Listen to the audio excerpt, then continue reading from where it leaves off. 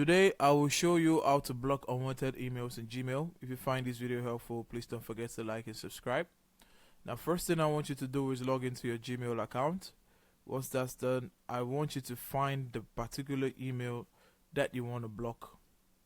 Once you click on that email, you're going to come to this more button here and you're going to click on block. Once you click on block, it's going to ask you if you're sure future messages from this account will be marked as spam, and you're going to click on block.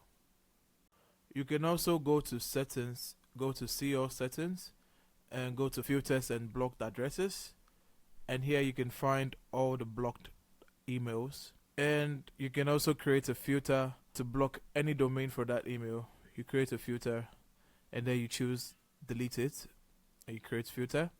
Anytime that domain sends you an email, it's going to delete. Now that's how you block unwanted emails in Gmail. If you find this video helpful, please don't forget to like and subscribe. Until the next one, see ya.